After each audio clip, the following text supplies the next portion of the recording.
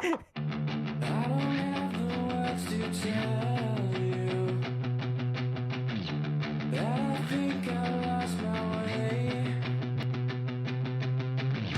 I know you're there behind the mirror, but the cracks, they begin to show.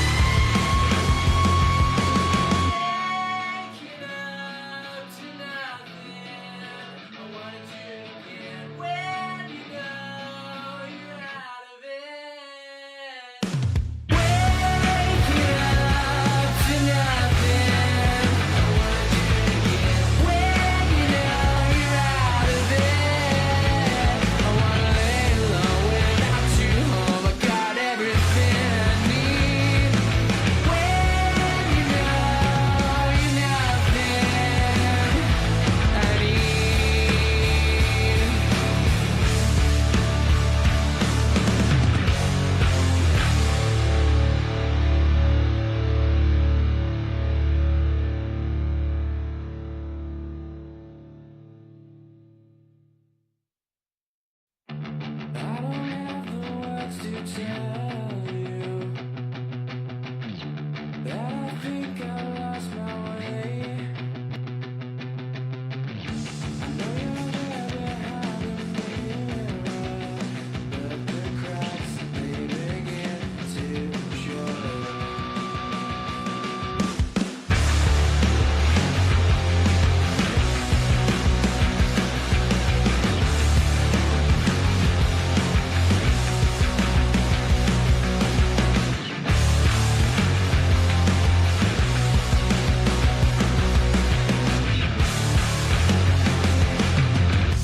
Got a secret I can't tell you.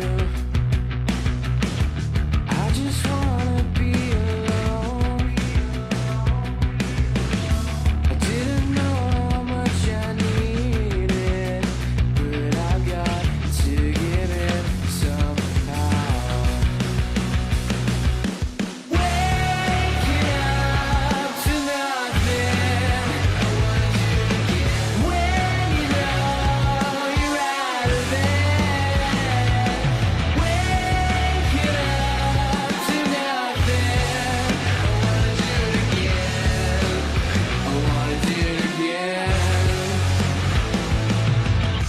I'm so happy when I'm with you, but I hate it just the same. I know the walls they have no meaning, but I swear they are all I need. Waking up to nothing. When you know you're out of it, I wanna. Welcome back, everybody, to the Anti-Stall Racing IMSA series. Back for round 5 of season 9 here today. And we're going racing at Mugello. It's been a while since we've been at Mugello. We came here for the track's debut, the first time it was released in iRacing, and back here in season 9. I'm joined today by Adrian. Adrian, it's been a while. What are you looking forward to? I know you've been in the stewarding booth so far. Stewarding booth so far this season, and watching these battles in a bit more detail and a few more camera angles than we do. So, what are you looking forward to today?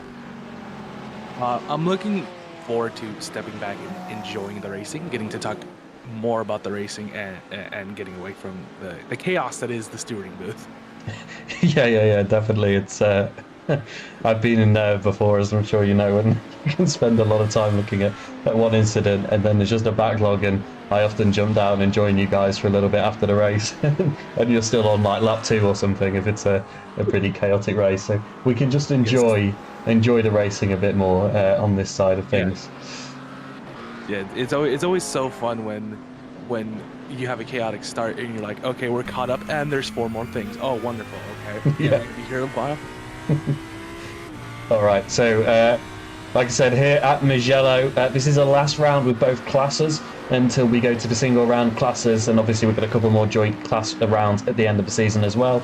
But last time that these GT3s had to deal with the hypercars for a couple of weeks, which I'm sure they'll be pleased with. This is Adam Jarvis. He's going to be, in fact, he is going to be the first car to set a lap. So we're going to follow this one along in the Spanglish Inquisition Audi. Adam's been there or thereabouts most of the season. Probably not had all of the results he would have liked, but he's always in the mix every race, every season. So let's see what he can do in qualifying today. And I have to say, I don't know about you, Adrian. I don't know if you've driven this track before, but Mugello is one of my absolute favourite tracks. So intense in this first sector, and such high downforce as well. It's just so fun to drive. It is such a fun track to drive around. In the formulas and the GTs and in any car, it is so fun to drive around that first sector of being that technical high. That words are. I am an English speaker. I know my words. Driving around that first sector, really finding the limits of the aero, and then in that second sector, pushing the limits of your aero, and getting into that final third sector where it really comes down to driver skill. Yeah, it's so fun. I know.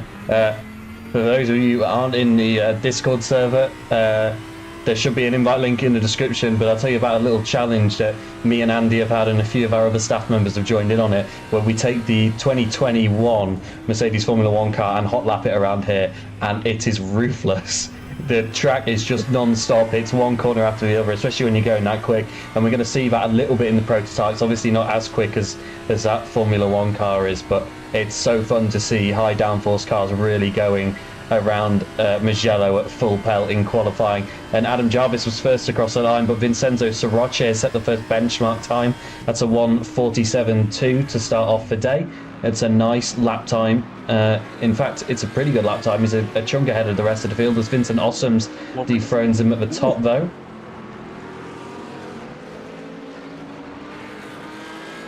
.146.9, and I imagine that time won't stay at the top very long. These drivers are going to be quick to find faster times as they continue to push their limits, find the speed in the corners, find the grip in the sweeping turns. That is Mugello. Mugello is a very quick track. You can find speed and time everywhere if you know where to look. It is a great track for all types of racing. Carlos has been noted for.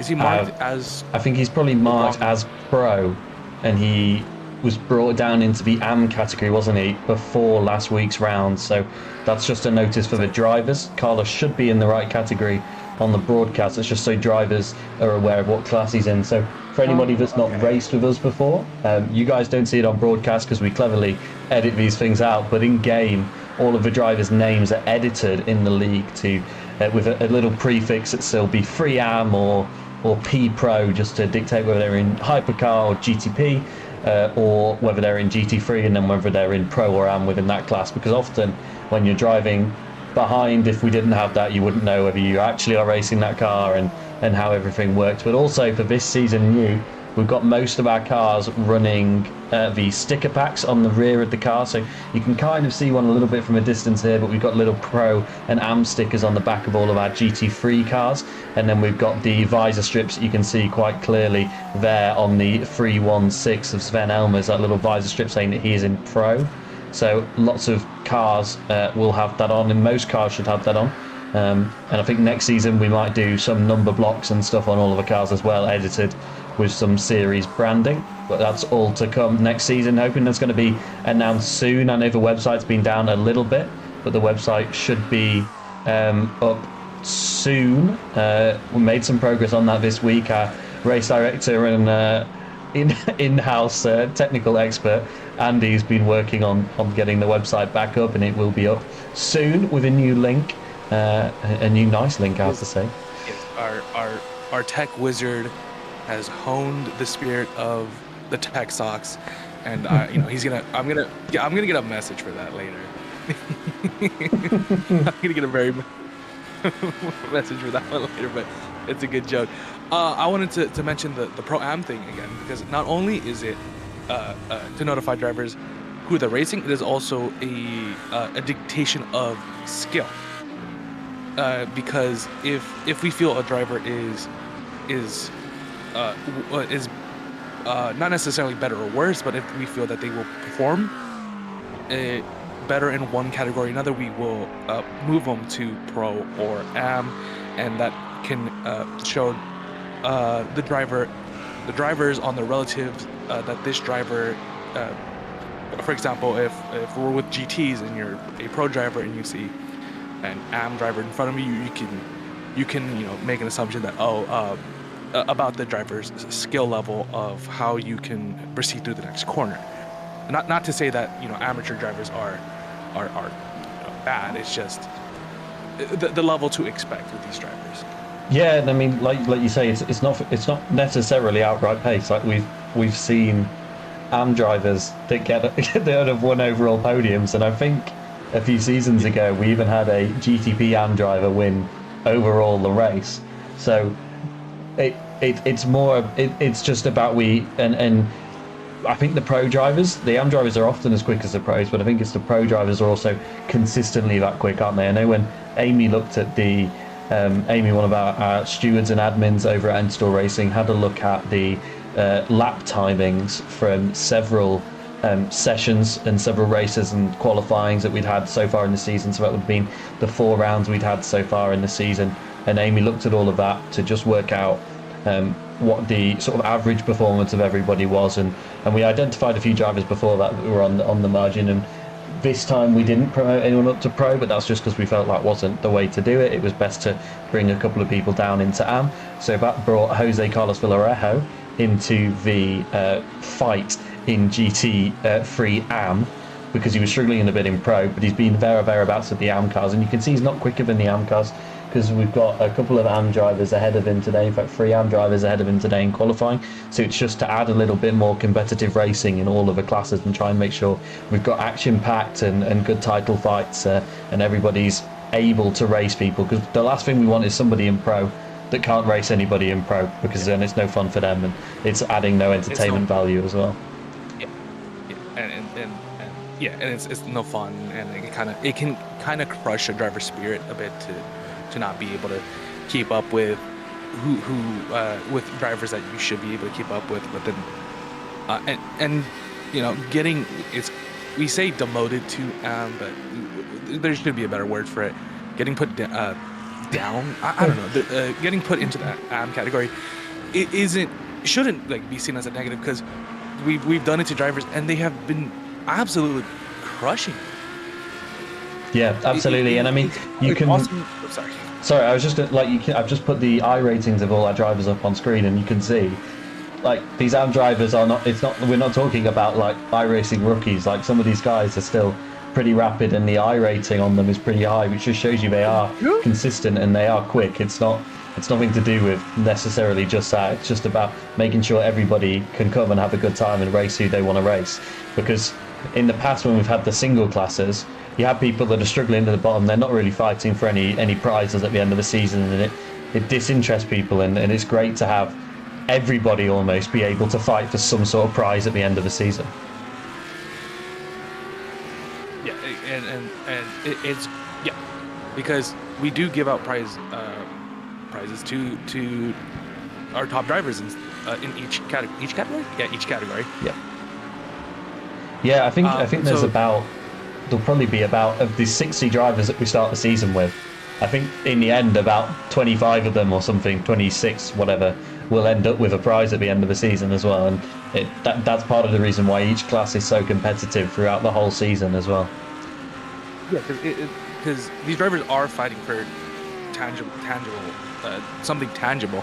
So to put these drivers in a class that is relative to where their skill level is, not only is it good for the competitiveness, it's good for the product that we have here, because there is something they're fighting for. Not only a title, there is a prize that every driver is fighting for. Because like, if someone in 7th in the standing doesn't have a chance of winning the title, they can still fight to try to get like 5th to get a better prize. So it constantly keeps the drivers fighting, and that's great. It's great for the product that we have here. Yeah, it gives great competition all season, so it's really good to see. And I think the way that Race Control and the administration team have got the classes right this season has been absolutely brilliant. We've had great racing all season. And I tell you who's done a great lap is Vincent Ossoms, I believe. That's the lap that Vincent did at the start of the session, and that lap has stood, which is impressive to say the least. Actually. Yeah. Oh, okay.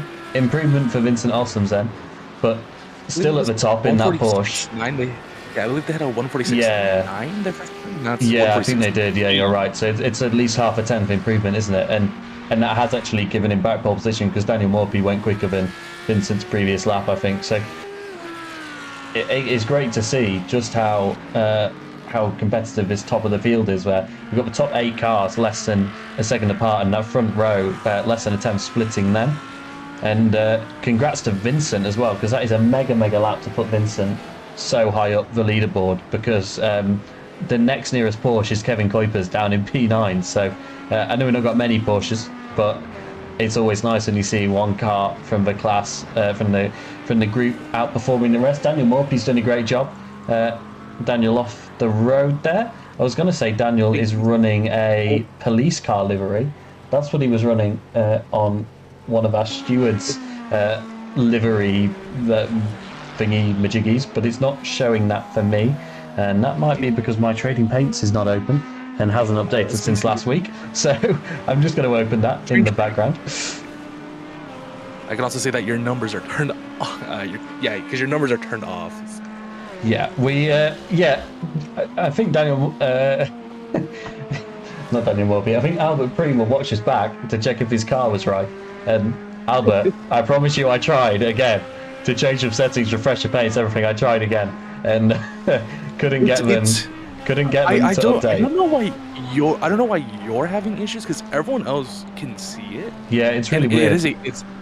It is a great livery. I don't know if we can like get a screenshot of it pulled up, because it is a wonderful red, white, black livery with the red that it's chromed streaking in it's so good. It's so good. It's such a great paint. Whoever at DLR did such a fantastic job. I really enjoy it. Yeah, well, hopefully we'll get that on screen for our viewers soon. Hopefully we can get the paints updated before race start. If not, then you would have to join the Discord and you can see the screenshot. Plug the Discord. Yeah.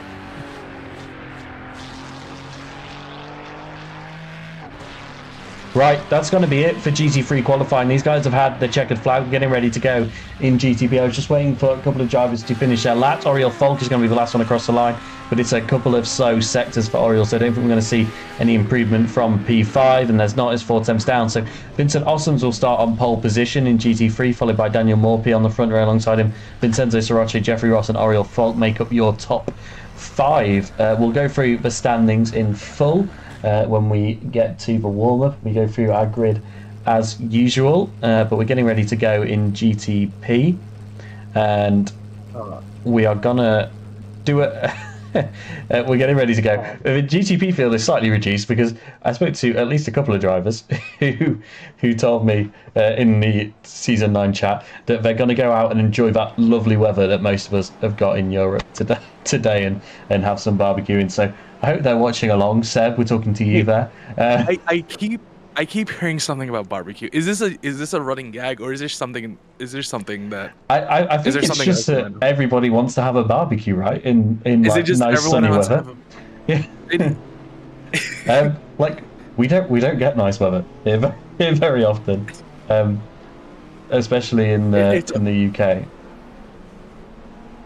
It's always so funny to hear, especially people in the UK talk about warm weather. Meanwhile, here I sit in lovely sunny Southern California, with always a nice warm day. Yeah, you guys are always nice. complaining about rain. I'm always complaining about the lack of rain. Yeah, I wish we had.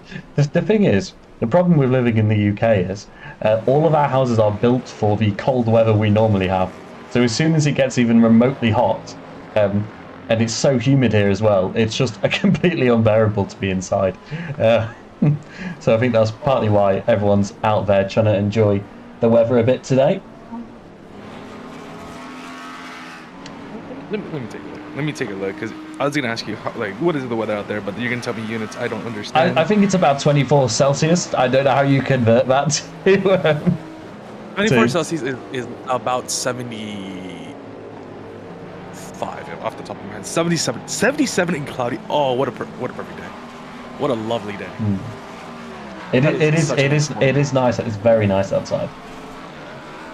And still no correct livery for Albert Bream, unfortunately. I see. If somebody can... It's barbecue weather. Okay, thank you, Andy. If somebody can let Albert Preem know, and he could send me his livery file, and I can load it in manually, um, then we can. And our race director just sent me a picture of Albert Preem's car, and it looks absolutely stunning. So I hope we can try and get that uploaded. In fact, if Race Control are listening along, they could find Albert's paint file and drop it to me and see if I can get something to work for Albert Preem. No, they are definitely listening along.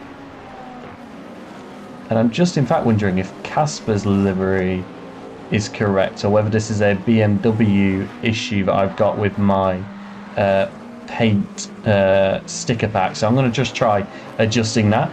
Max Meyer's setting purple sectors so far today, but obviously only a couple of minutes in, and as we say every single week, these early GTP laps are more about getting tyre temperature than going quickly.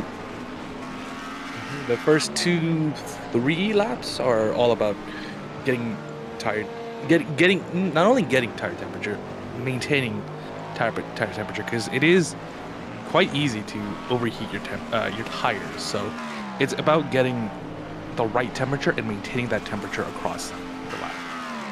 So first time on the board is going to be a 139, and let's see the benchmarks. It's looking like a 139.6 is going to be the time to beat across the board. That is a very nice time to set. Wow. Yeah, a big chunk ahead of some of the field. I think we've seen Max do this a couple of times actually. He goes harder at the beginning. He's just a bit more confidence in the tyres early on. Whether that means it's going to chew through them a bit quicker, we're yet to see. We've seen some people do the double run in qualifying, so not stick with the same set of tyres the whole time. You've got your track conditions on the right hand side there, so that's 42 degrees Celsius on the road. I'm sure my co-commentator doesn't really know what that means, but that's a relatively warm track, and 22 degrees is again a relatively warm air temperature, so they might be able to get a little bit more temperature into the tyres a little bit sooner. I can ballpark anything between 21 and 25. When it's beyond that, I lose the plot. Yeah. And then once you're talking about kilometers, I lose it. Meters, I got it. Kilometers, no.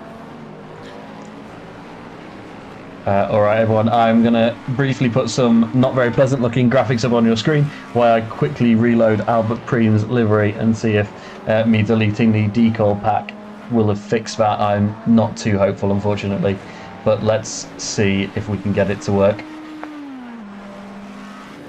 Hopefully it works. Oh, wait. Did it work? No. Oh. No. Oh.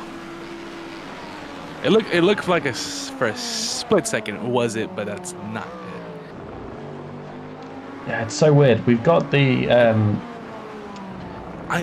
the spec map is on there, because if I get close enough to the car, I can see the spec map is correct. So it's just a shame that we can't get. You have the spec map, but you don't have the. Yeah, it's really weird. There's got to be some logical explanation for what's causing that besides gremlins.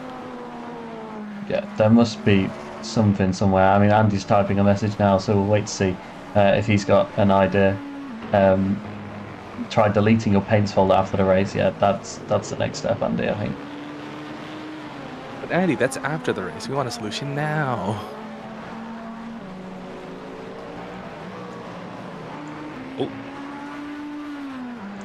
Just trying to see if I can see Albert's iRacing ID anywhere on my. And speaking of Albert has set a purple first sector, but Max has set a purple second sector. We might have a battle for pole on our hands here. Yeah, so let's watch Max to the line out of that final corner. You can use a lot of that curve on the exit, as Max does.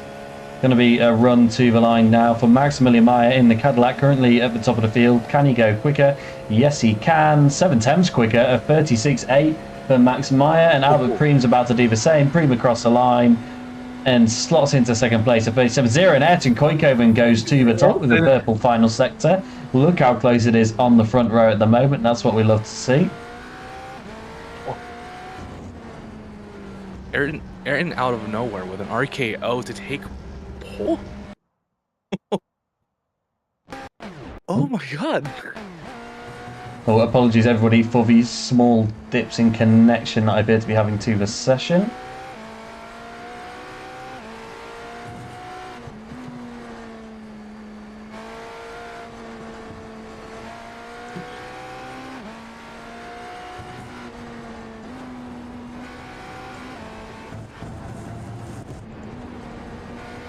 And we're going to do one more quick refresh to try and fix Albert's paint once again. And there we go, back to normal. Right, Max is flying, isn't he? Yeah. Oh. This is towards the end of lap now. We've got this really fast chicane. You're going to eat all of the curb that you can. Now it's just the final corner for Max to handle. You can go quite deep on the brakes here and open it up, and that's what Max does, deep on the brakes. A very late apex, doesn't quite get to the curb, but the corner is a little bit banked, so you can get away with that. Max, 2 purple sectors. Is it going to be a third to put himself back on provisional pole position ahead of Ayrton Kooijhoven? Max, triple purple sectors for Maximilian Meyer to go a second clear at the top. Wow, that is mega impressive from Maximilian Meyer. Into the 35. First driver into the 35. So there is a lot of pace to be gained out there.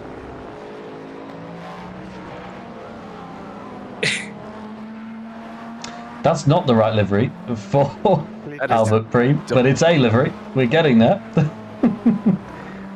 Progress. Gutierrez asking race control to check for an incident on track. I'm going to see if I can find anything in our broadcasting log, but it doesn't look like I can, because anything in qualifying is likely to be someone feeling like they've been blocked.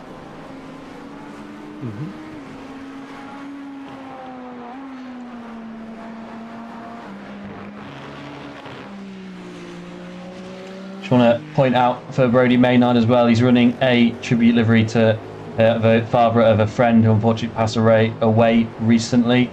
So big shout out to Brody and the 92 car running that livery today. And we'll talk about Brody briefly. Stayed in AM when we did the promotions, even though I think some people felt he should be promoted to pro. He is currently provisional pole position in AM class, that is 5th overall, but was absolutely rapid last week. I was in the booth, didn't do much commentating, was mainly focusing on the production side. But Brody, I think, started on pole then in class, and then ended up a lot further down by the time we got to turn 3. I think he got caught up in the insert turn 3, and maybe even the insert in turn 1 as well, and came back through to win the class with a very impressive result, I have to say. So Gutierrez just getting a warning there for speaking and qualifying. But I really want to see what Brody can do around here. I don't think he'll have raced around Mugello before. We spent a lot of time at tracks where I know Brody's raced around before, where I've raced around with Brody before.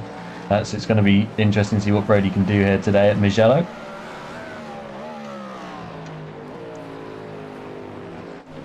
Leon Vanello struggling for pace a little bit today, our race winner from a couple of weeks ago. We'll just be hoping to have a bit more solid race pace. Not joined by either of his teammates today, unfortunately, which might be part of the reason why he's struggling.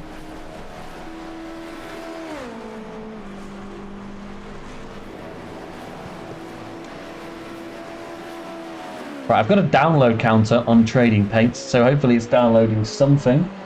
Let's take another look at Albert Preem's car, and no, it's gone black again. With newly downloaded paints for some bizarre reason. I'm so tempted to just try deleting the spec map. Casper Hugh has been given a pit lane start for impeding another driver on track, so... Right, we're trying again. This is going to be the last chance. Well, we've got a couple of minutes left in qualifying. No one's beaten that lap by Max Meyer, who's a second clear of the field. He's been really quick all season. He's just struggled to put it all together, and now we're back to a plain black car for Albert Preem. 2-minute warning for the driver, so this is going to be their last attempt or penultimate attempt.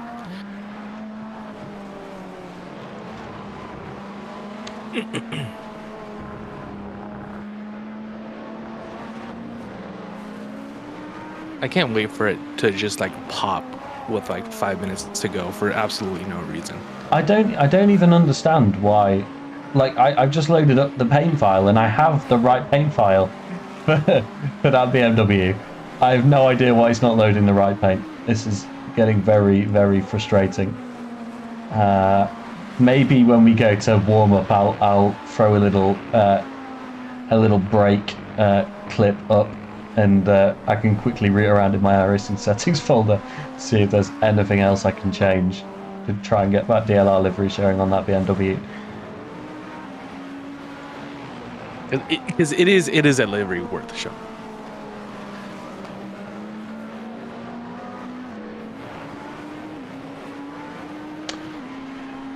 Right, Albert, It's not though, even- P3 is pretty good in the all black car.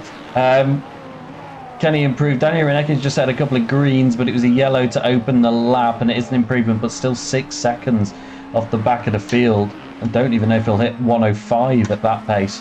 The race control might have to have a look, but Daniel, lots of experience, will most likely let him take part in the race anyway. Albert Preem does improve, but it's not an improvement in position, as no one can touch Maya. Eloy Cabinero goes up to P3, moves Preem down a space. Gutierrez improves in P5. Koikeven's going to come across the line, but it's a group of yellows to start this lap, so Koikeven may be going for the next lap to be his flyer. It is going to be checkered flag in a second or so. There we go, GTP checkered flag, and we've got a confirmation on the top. It's session checkered flag as well, as usual. So can Ayrton or anybody else find improvement on this lap? Avale improving, lowest of the pro drivers at the moment, sat amongst the AMs, which is not ideal for his race start. So Quanto will be looking to just move.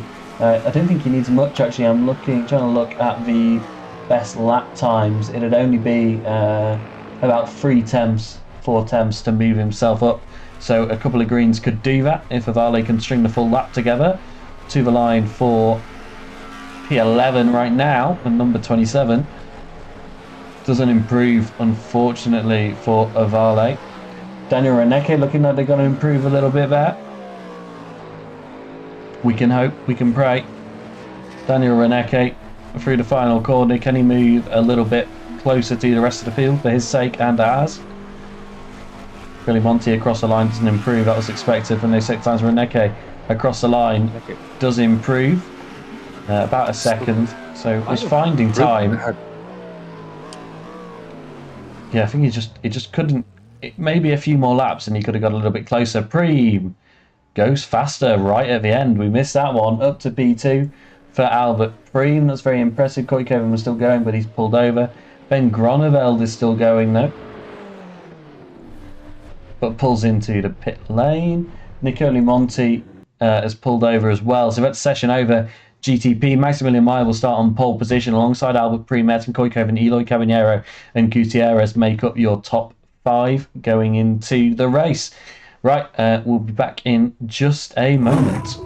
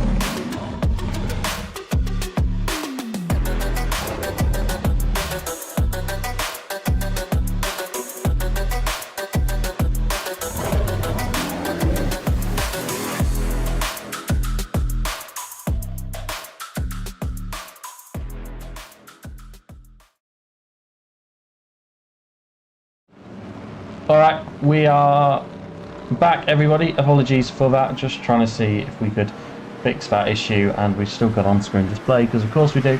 And let's see if we can get all of our overlays ready in time. There we go. Back to the 4 classes that we'll see on the road.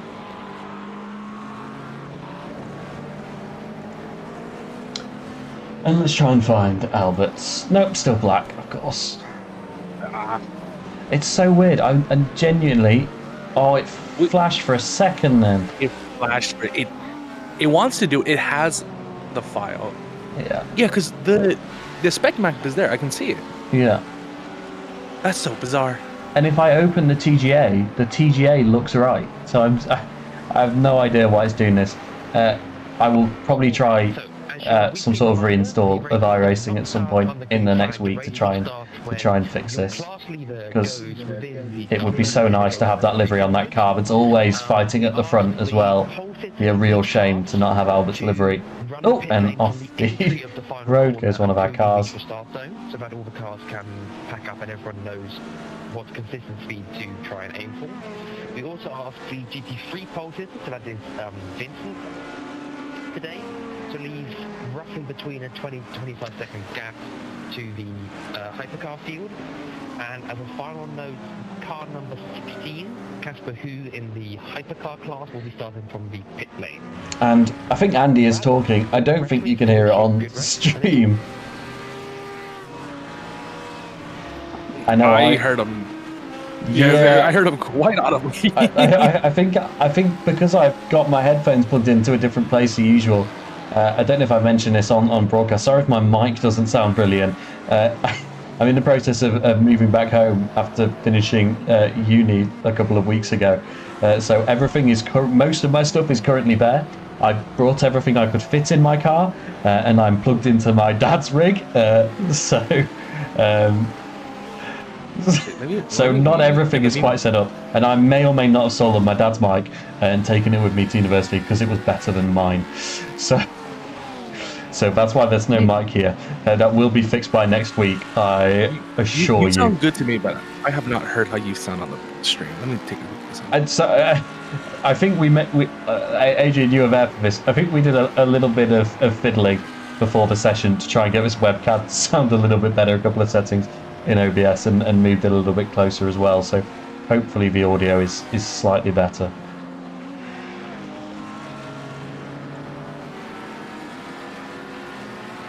Took a quick listen. I sound like a complete garbage as usual. You sound wonderful as usual. Okay, it's not too bad then. Do you think the volume's about right? Are we about the same volume? The volume is about right. So we can hear your lovely voice as the level we typically hear it as. Okay. Well, we should have. Because last week you were a bit quiet. We should have said something last week. Oops. I wasn't doing much talking last week. It was just an occasional jumping on to have a quick comment, because I was seeing a bit more data than the 2 commentators that we had last week. That's Cleo and Alice, and I'm sure we'll have both of them back at some point in the next few races. Just both unavailable today, but that's fine because it means I get the brilliant Adrian to join me once again. Like we said, it's been a couple of races. Oh, how dare you! Flattery will get you everywhere. I mean, you can't deny this is so much more fun. Maybe not more fun. So much more chill than being in the shooting booth. If I speak, I get in trouble. If I speak, yeah, don't say anything. Andy is listening. No, there is some upsides to the shooting booth, as Andy's just quite meanly said to me and Adrian that he can eat ice cream while stewarding, and that is true. We can't eat ice cream while broadcasting, or we could, but it would be a little bit rude, and it might make it quite hard to hear us or to react to anything that's happening. Is this Cenobot Coven? I love Andy and his humor. Andy is great because he's great because he has the combination of European and British humor. So it just makes he's just a really funny guy all around.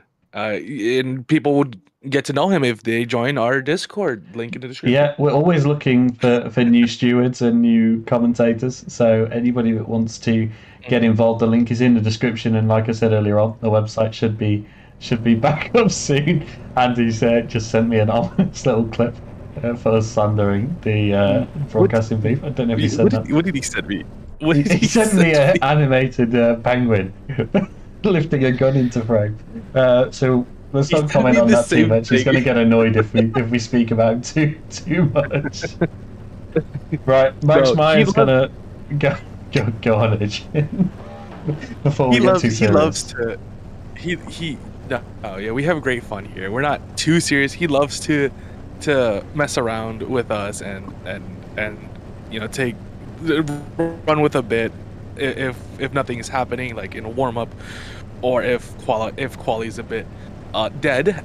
So he does love to do that, or send a joke in the chat that we can see that's used for critical information. Yeah. Like. Right, we're rolling. Mugello, Maximilian Meyer leads the GTP field alongside Albert Preem in that outside row, but Maximilian Meyer put a second on the field in qualifying. What's he going to do in the race is the big question, I think. Because if he goes around putting a second on the field in the race, then there's not going to be much of a race out front. But let's see what everyone does around fuel and such, because that's going to be interesting for sure. Well, pace won't matter if you get absolute mugged off of the line and into turn one. So getting the start here, getting the start absolutely perfect is going to be critical, as well as perfecting these first few corners, because he will not control the ideal line the whole way for the first sector. Yeah, if Albert Preem can stay alongside, he's got a very good chance into turn Preem two. is very quick. Yeah, Preem is a very quick, very competent a driver who, as we have seen through this season and previous season, can absolutely dominate. So it is going to be an absolute slugging, I feel, today. So we're up for a good one. Yeah, we got this full formation lap as well, just to allow the drivers to get as much tyre temperature as they can. And we're going to leave it on our Pro Am split, but you can kind of see from that Pro split, Kevin Kuipers, who's on we didn't do the grid. That's because we were having some technical issues. You could see the grid if you go back to the end of qualifying results. But Kevin Kuipers is a couple of positions ahead of the next AM car. So that's going to be really crucial for him. He can try and get a little bit more of a jump at the start, get a couple more Pro cars between himself and his competitors, will allow him to try and drive away with that Pro field if he can.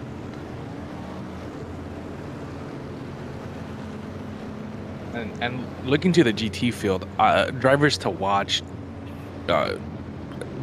anyone in Pro. I feel like anyone in Pro can absolutely win in the category. The GTs normally at Mugello are always fun to watch, but with the field we have here, it's your guess is as good as mine. Yeah, and like you say, GT racing always good, and here at Mugello, very, very good.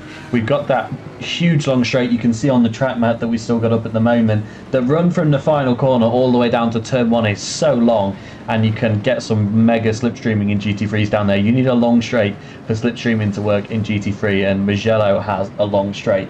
So that's going to work really well in that class. Hopefully we should get some good racing in GT3 and hopefully some good overtaking as well. Another thing to note about that big long straight is fuel saving. That's going to be at play here. It's been a while since we've raced here. I cannot remember if a one stop is possible in GT3, and we'll obviously get to see if it's possible in GTP. We had I think the one stop last week out, didn't we, for most cars? The Red Bull Ring. So let's see if anybody Well- tries it here. You can one stop if you're brave enough. And as we come to the penultimate corner, the pack should be packing up tightly. We're going to be coming up to the line. George, you I'll do take what us you do away. best. Yeah, right. Max Mayer's going to lead us away from pole position. He's waiting. He's got to go in the start zone. It was detailed to all of the drivers in the briefing. Albert Preem's getting ready to go as well, and Maximilian Meyer's gone at the front of the field. And I tell you what, he's gone well, pulled away from the rest of the pack. GT3 field is still in the final corner, so we can watch this battle all the way down to turn 1. And Albert Preem's under threat. It's on the inside. Ayrton Koikoven looking for a move, but he can't make it work. Round the outside, that's Eloy Caballero. That banked corner in turn 1 means you can go side by side. That's Brody Maynard trying to make a move a little bit further back as well. And Brody, he's side by side, get away with it with no contact. I don't think we had any contact at the start of GTP. That was mega racing. GT3 getting ready to go then. Vincent Ossoms leading in that Red Eagle BMW. Daniel Morphy in that now police car liveried Lamborghini here for the Italian race is alongside and makes a good start. Tucks in the slipstream of the GT3 Porsche, and that is a good way to try and make a move into turn 1, and he's alongside on the brakes into turn 1. No, Vincent Ossom swipes across the front of his teammate, I believe, to retain that lead, and that's put us in a little bit of pack racing at the back. We've got some nice racing going on a little bit further back. I believe that's Adam Jarvis side by side with Sven Elmers. Yes, it is Sven Elmers in that black Acura, and then he's under attack from the Tifa Racing cars that want to go try and boke it down the inside, and that's lucky there was no contact there. Tiemann Scholten's had an incident off the back that's been put under investigation. We'll get a replay of that soon. We're just going to watch a bit more of these battles. And side by side at the back where you can just see Jesus Jimenez trying to go down the inside of Yao Medeiros and can't quite pull off the move. Let's take a look at what happened at Tiemann Scholten in turn 2. That's Tiemann there in the McLaren, I believe. DLR McLaren. And that was so unfortunate, wasn't it? The Mercedes, it looked like, let's take one more look at it. From that angle, at least, let's take a look from a different angle. It looked like the Mercedes just got all over that curve. Let's see these sausage curves on the bottom of your screen now. Front wheel just gets launched up. And I think that's going to be a racing incident when race control look at that. The sausage curbings at Mugello are just absolutely unforgiving. If you can take the curbing all you want, but if you go too far, hit those curbings, you're going to get thrown all over the track. And I think that the Mercedes of the how do you pronounce it? The Dakin Racing got into some other Drakin Racing, yeah. Drakin Racing, yeah. I think Vincent van der Moelenbroek is looking for a move here in turn 1. Closest car throughout the field, actually, apart from Matteo, a couple of cars back, but can't quite get it done into turn 1. Let's look at this Matteo battle alongside his teammate Yao Medeiros, and Matteo's going to go deep round the outside to get ahead of his teammate, and I tell you what, that was close. The GTP start was reviewed. That was deemed no further action by race control. Deemed that he got a good start, or Preem just didn't go apparently. Yeah, Carlos Pons. Go on. But I was gonna say that start it looked like Maximilian just got an absolute just flyer. He was like in another county by the time he got to turn 1. Yeah, and look at that gap up front. 6/10 quicker than Albert Preem last time round, and that gap is already up to nearly 1.5 seconds. It's fluctuating, but it is about 1.5 seconds last time across the line. And still side by side here, Daniel Renek trying to go around the outside here of Carlos Pons. Can't make it work though. No, that's going to put him under threat from Leon Van Ellerwatt as well. Just how tight this GTP field is at the moment. And we've got more side-by-side action here in GT3. So Drakin Racing cars going at it again. And is that McLaren going to... Oh my goodness. This is close racing between the Ferrari and the McLaren. The Go Esports, McLaren in the purple, white and black on the outside. Still side-by-side in the final corner. This is why you've got to love GT3. And neither of these drivers... Why you love Mugello. This is why you love it all. Quinton He's not Bossi. gone yet. He's coming back. Yeah, he's going to get a what we talked mega. about the long straight. This is that mega toe we talked about on the formation lap, isn't it? Going to get a brilliant run here down into turn 1. Looking Quinton Bossi shows a nose, but can't quite go for it. Just about it. Yeah, not confident on the brakes, clearly. Better man than me. I would have tried to make that move and probably killed this button. Then a bot over. Oh, Jose Villarreal looking for a move there and just caught me off guard. I thought he was going to send it and maybe take the two of them out of the race. It's another fastest lap for Max Meyer as the tyres come up to temp in GTP. Now, I wonder if Meyer is pushing very hard, and we're definitely going to see it in the second stage of this race. If Meyer is just pushing, and if Prem is holding off and waiting to push, or if Meyer just has absolute pace. Yeah, let's see. It could be different plays as well. The fuel saving might be different, but what's happened? Because Albert Preem's just made up a big chunk of time, and I'm not sure what happened to Meyer. I wonder if he picked up a slowdown or something. He gained back about half a second, but it's gone away again now, so I'm not quite sure what happened there.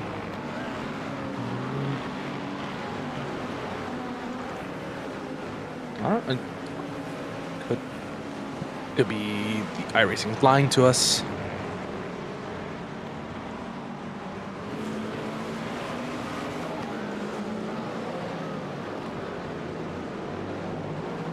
Oh. Getting some good racing here in GTP, even if it is at the back of the field. Really going at it, these guys. This is why we love this league. Everybody is very competitive. Everybody is always fighting for position, always trying to fight. Well, I mean, we saw it the other week. It doesn't matter if you start at the back, get put at the back. You can fight your way for a win or for a podium. Yeah, you can come from absolute anywhere to win the whole damn thing. Yeah, you can absolutely fight back through the field as well, especially as the other cars start to reach traffic. It's a good opportunity to pounce on some of the cars that are struggling a little bit more. And I think we're going to see that shortly, because our leaders are just coming through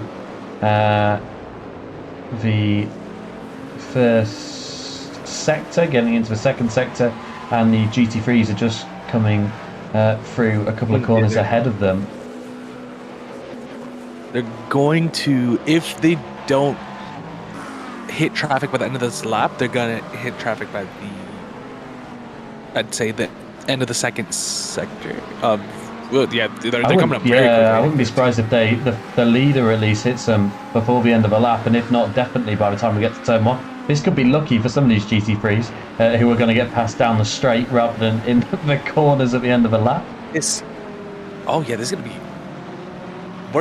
traffic management is going to definitely be huge here as the leaders are coming, because as a GT you want to get past, you want to let a prototype pass on the straight rather than having to let them by in the corners, and that way you don't have to give up as much time, if any time, to another GT behind you.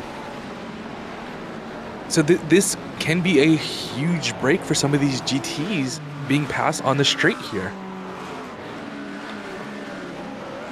Yeah, and I think those few cars that got passed by the leaders down there will have breathed a sigh of relief, but the rest of them are going to get it in turn 1 and turn 2.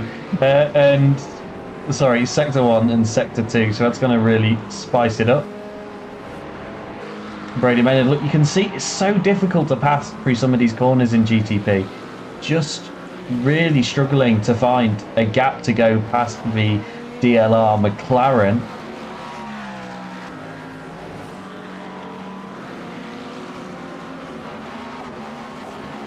And look, this battle's closed up again as these guys caught the back of the field. Traffic management. It works both ways. The GTs can hold up some of the prototypes and allow your rivals to catch up to you. So track tracks as fast as Mugello, it's good. We're in for a great race. Absolutely. It might take us a couple of laps for it to really spice up, and we'll see what happens when we get to the pit stops as well. I know the leaders in both classes have pulled away a little bit, but don't rule out anything. And this is a traffic, and that was contact. Just as we cut to it and more, that was Alvaro Gutierrez got tapped in the back of the car by, I'm not even sure who that was. I'm trying to work out who it was. Andy, please check for Was it joining. Carlos Pons? I don't know. It was a... The 305. It was the 305 and the 29 that got marked. 305 is towed to the pit lane. So that is Emre Kamaldar. So let's have a look at what happened to Alvaro Gutierrez. And he's already off track there. This is contact. Look, as we cut to it, I think there's going to be contact on the rear before we even get to the braking zone. And that's what unsettled Alvaro. Both either side of the GT3. That's always a sketchy move. And oh, Alvaro comes across to defend, and I don't think race control are going to be happily on that from either of those drivers, to be honest. Because one could argue Alvaro did a little bit of the moving in the braking zone. I'm glad I'm here. Yeah, this is not your problem today. Look how close these guys are. because Eloy Cabinero dies down the inside of that centre Bockhoven, I believe, in that Acura. And that was to make sure Samir Shad could not get past. I'm not sure what's happened to the GT3. He was on the radio a second ago. on the radio asking for race control to check an incident, I believe. But I was about to say that relating to the Gutierrez incident, it's... Sorry, this is for the lead in GT3. Jose Carlos Villarreal going down the inside of Kevin Kuiper. Senna Bockhoven's fallen off these guys a little bit. He was ahead not that long ago of Carlos. A drag race. A drag race of a duel with Brody tries to go down the inside. That's not going to work. Has to dive out last second and go around the outside in that special livery for today. 47 tries to go back down the inside, but that's not going to work. Oh my days. Oriol Falk had a moment a few laps ago. Let's look what happened to Oriol. Just carried a bit too much speed up the hill. Yeah, gets away with it though.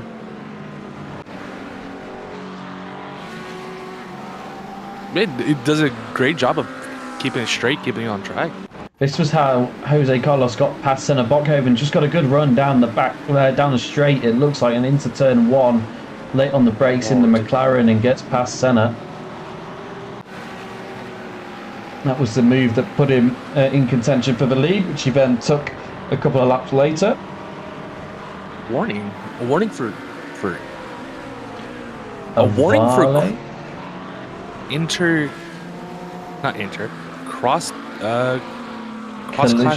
collision. I wonder GTP on that is GT3. Yeah, I don't think we saw that, unfortunately. Don't usually see warnings for the. It might be.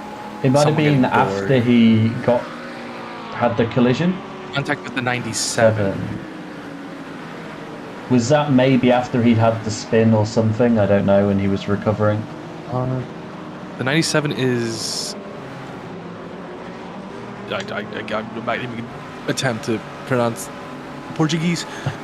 Right, we're going to go for it here. Down the straight, past a bunch of GT3s, and we've got three GTPs fighting over the same bit of tarmac. This is Panto Avale in Pro trying to get past Carlos Ponce's teammate in AM. And Ponce stays ahead, and that was Daniel Reneke as well, trying to get past in the Cadillac. He'll be enjoying a little bit of tow here as well, saving a big chunk of fuel. And look how crucial this is. They're stuck behind a Go Esports, their own teammate in GT3, and it just packs the three of them up, and the GT3's off the road. This is all going to get a little bit crazy here. These guys are going to be going at it into the rest of the lap. Do wonder if because some of these drivers are always in Discord calls or TeamSpeaks or whatever with each other. So I wonder if Whoa! the driver one of the drivers in the prototype was telling the driver in the GT to quickly dive out of the way to try to quickly make it through the corners, or Yeah, they might have said, look, we're under attack from another team. Can you please let us through? Not hold us up too much, but it all looks like it all went a bit wrong. And I tell you what, Daniel Hünecki's dropped off the back of these guys a tiny bit, but it's so difficult. You just got to thread the needle, haven't you? And congrats to Maximilian Meyer. That's a 6.6 second lead now in GTP Pro. Doing well out front. Does he do it? Oh, Sorry about that, we're back. And go on, repeat what you were saying, Adrian, because I just missed it. I was just wondering how Maximilian is doing what he's doing. How is he just taking full seconds out of the entire field? Yeah, I wonder if we can get the battle box up to just...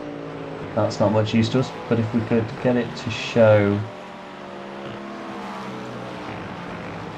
our sector times, which it's not going to show, and there is a way to get sector times up. Here we go. Show sectors. Show. There we go. Let's hide that. There we go. So, so far this lap, Preem slightly quicker in sector 1, but 6 tenths in sector 2. That's just commitment through the high-speed corners, surely.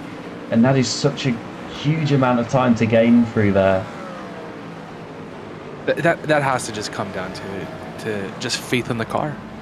Yeah, some of that is definitely going to be set up as well.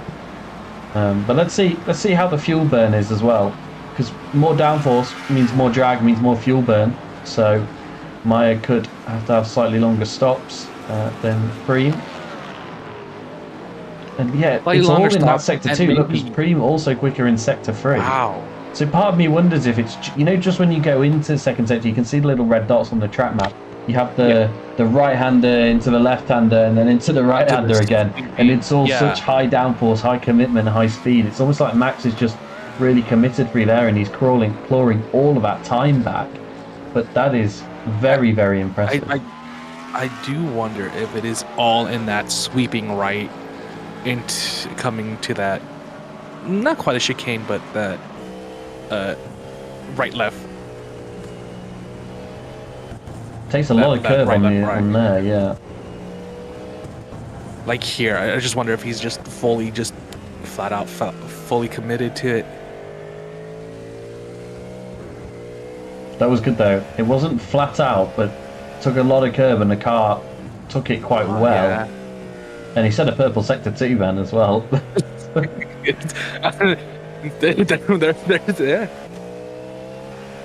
my God, he's just absolutely flying through that second sector. But it does raise the question of the fuel burn. Will he have to take a longer stop? And maybe will he have to take another stop? Maybe. That's I could definitely. Previous lap times. I don't know why we're getting it not looking very clear. Okay, I can't fix that.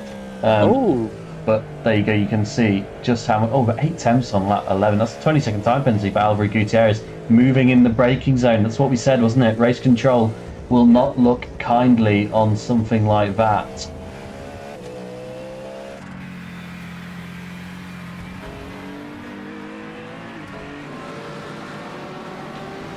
And we've just got to...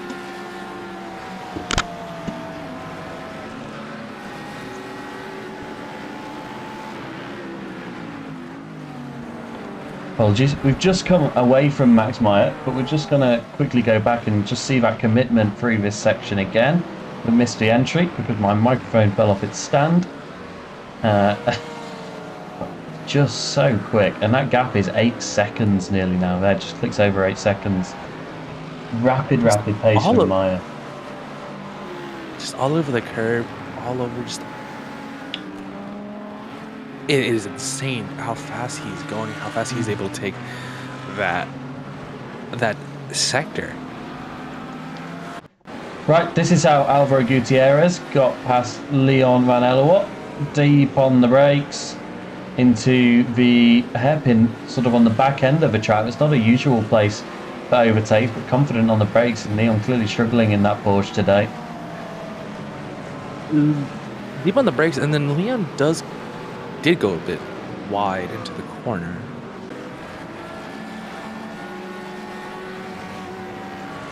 Wonder if Leon had issues with corner entry or just braking.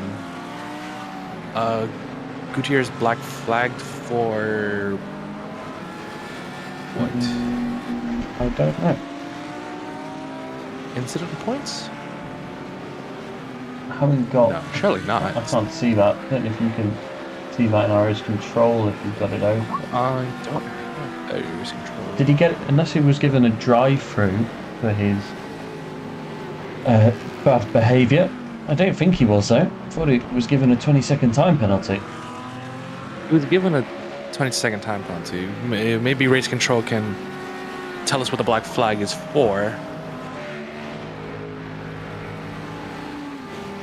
Because usually black flag written out like that is given out by automatically by race control cleared now. So yeah, that's him serving the drive-through though. I just seen he was in the pit lane for 29 seconds.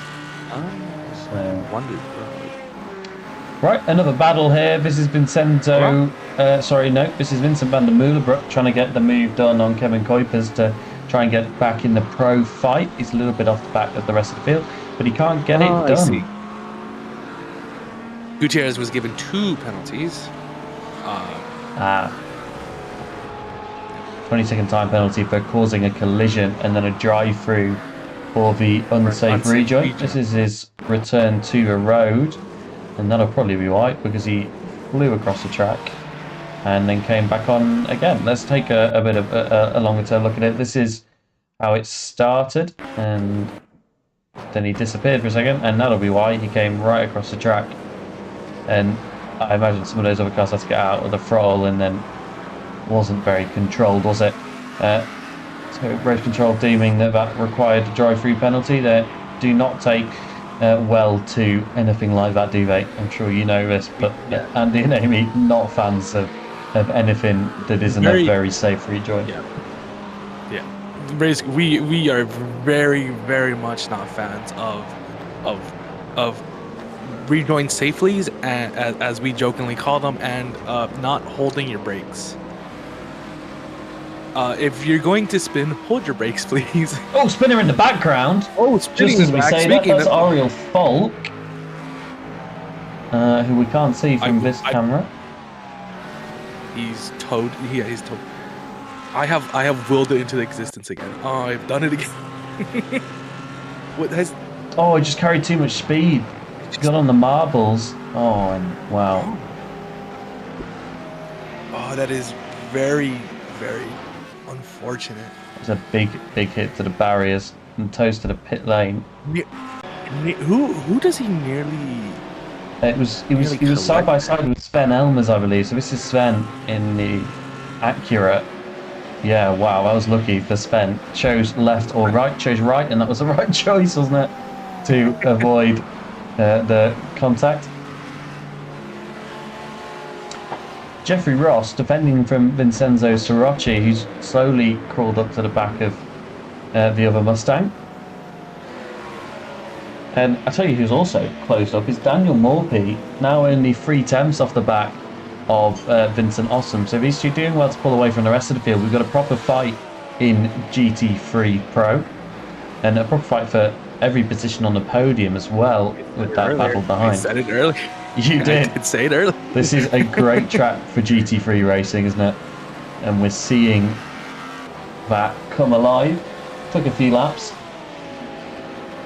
Yep. Some of it is coming down to the tires, the track's coming alive, and also coming to the track management, traffic management. Morphy losing a little bit of time. I was just about to say, we're entering that pit lane pit window for fuel. and we're just seeing the pit wall because why wouldn't we be? But we've got a driver into the pit lane, and that is Jeffrey Ross, first for GT3s to die. Ricardo Riva, Kevin Kuipers, 3 drivers now into the pit lane. And a few more joining them. Let's see if the undercut works here.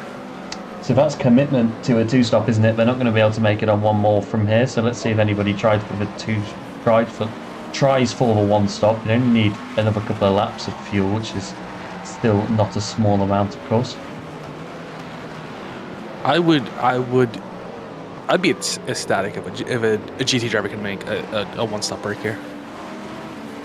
Let's keep our eye on Vincenzo Sirocci, because the first driver to pit was Jeffrey Ross, who was battling with Vincenzo as they came through the final corner and towards the pit lane. So does Sirocci go this lap, or does he try and push it to the half race distance, which is going to be very difficult? We did have that full formation lap as well, which will have meant they burned a little bit more fuel in this first stint. So perhaps some of our drivers are going to go a little bit before the halfway mark, but also be able to maybe get another lap out the tank. Let's see. Fuel saving is an art. I do wonder how many artists we have in the field today. Yeah, I mean, there's always the classics. I wouldn't be surprised. Oh, and all of our leaders dive to the pit lane. Wouldn't be surprised to see Adam Jarvis stay out. It's kind of his specialty to stay out and do the long fueling. And to the pit lane, all of our leaders, so they're all in the pit lane. And now the man to watch is Jeffrey Ross. There's Brody leading in GTPM by 10 seconds. And that is mega pace for Brody. Biggest margin of any of our leaders. Adam Jarvis did stay out for another lap.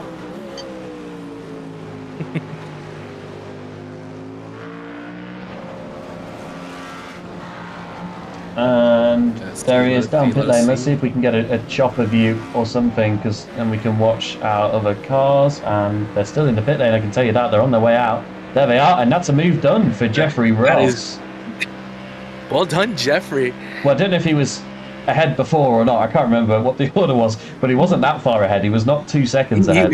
Jeffrey was ahead, but not by that much. He's 4 seconds ahead now, definitely. so that is very, very impressive. But we've still got a few cars yet to pit. Sven Elmer's been one of them. Adam Jarvis, Gregory Kohler, all yet to pit. We've done 27 minutes.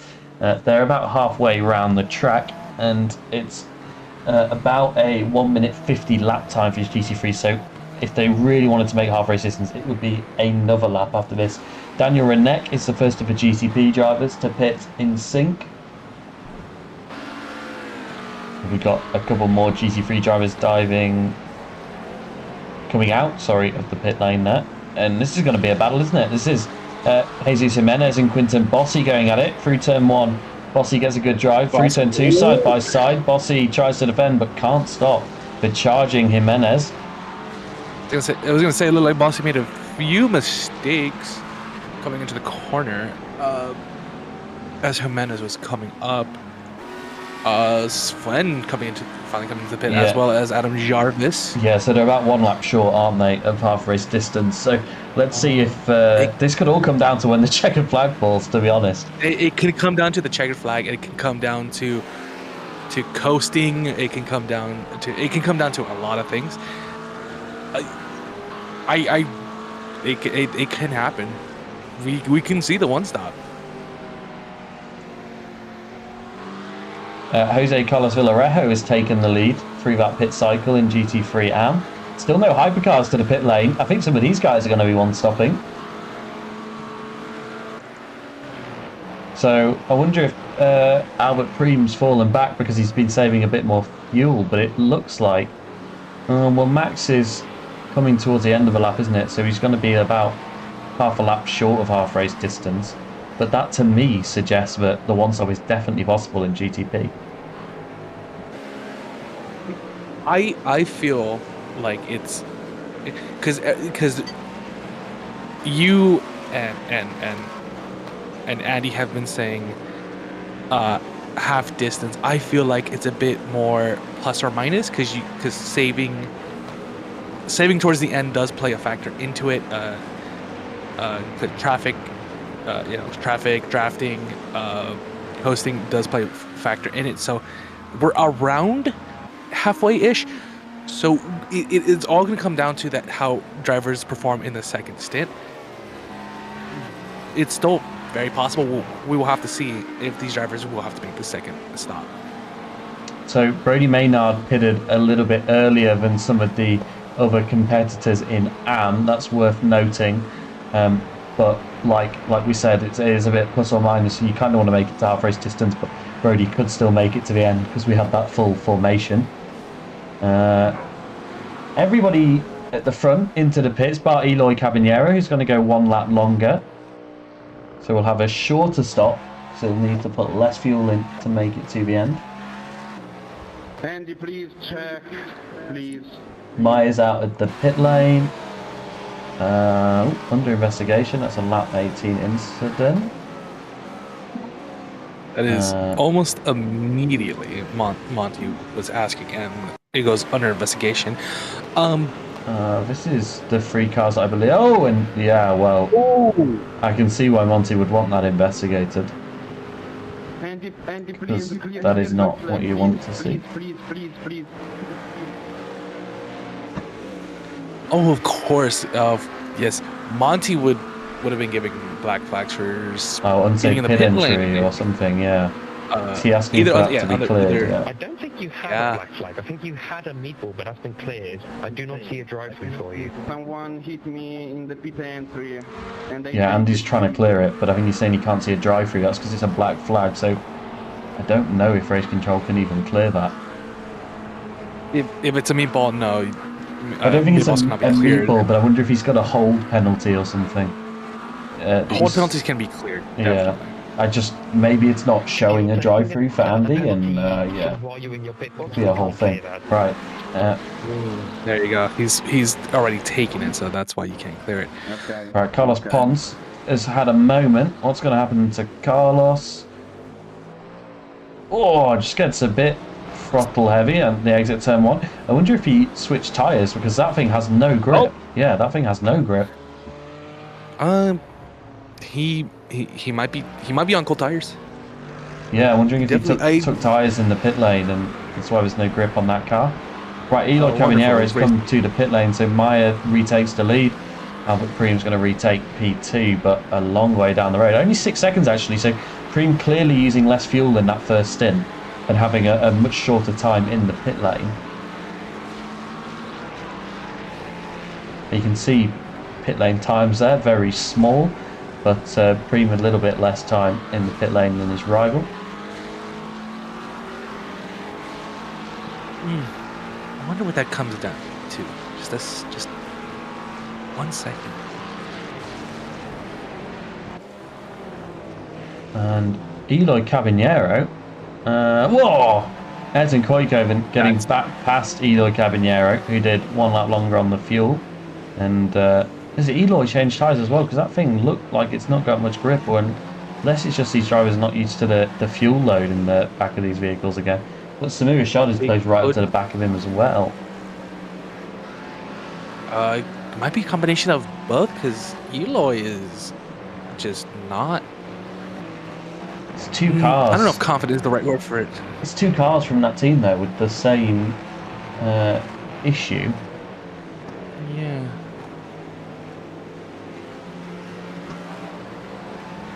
Oh, Leon has been off track. Not sure what happened here. Oh, Leon's struggling for grip out there as well. I wonder if a couple of these guys change tyres with the. It's a pretty high deg circuit, isn't it? Here. Yes, it is a very quick circuit, very tire heavy circuit. So I wouldn't be surprised if they had to change tires. And being on cold tires on prototype is not fun. No, it's like several seconds a lap, not fun. So several laps of not fun actually. Yeah. So it could be quite possible that we are that drivers are on fresh tires. I been signed out of race control. Oh, how fun. Yeah, Grumble, you grumble. might be able to see tyre age on our race control if they change the tyres in the pit lane, potentially. Definitely. I definitely should be. Let me see if I can get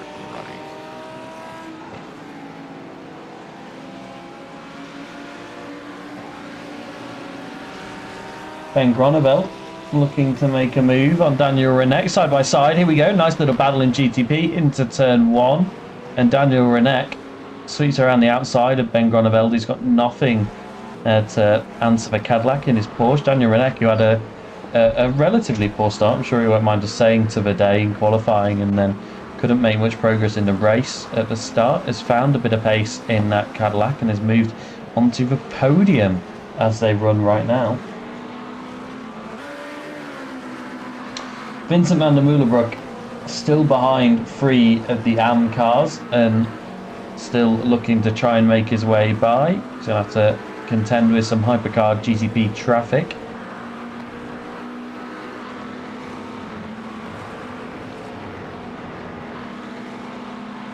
Quinton Bossi just past Jesus Jimenez. And that's Jimenez there, getting all over the curb. Keeps the car pointing in roughly the right direction. But Bossi's going to get through. Thanks to that little mistake from Jimenez. It was a good half save. Yeah, I mean, kept it pointing. It didn't register the right a loss of control on my broadcasting software, so looks like he got away with that with 2x potentially. Let's take a quick look at off tracks. This isn't overall incident points, remember, but just off tracks, and actually everybody fairly well behaved in the top 5 in all of our classes.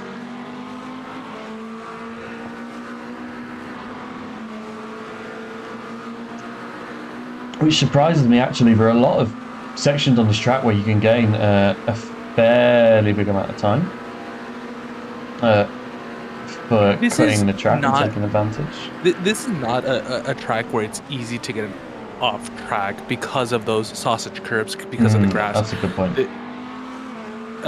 Like if you're going off track to the point where you're getting a 1x, you're smashing into those sausage curbs, you're going flying off. So there's really not, and you know, high. It's a fast track to begin with. Downforce plays a huge factor in this place.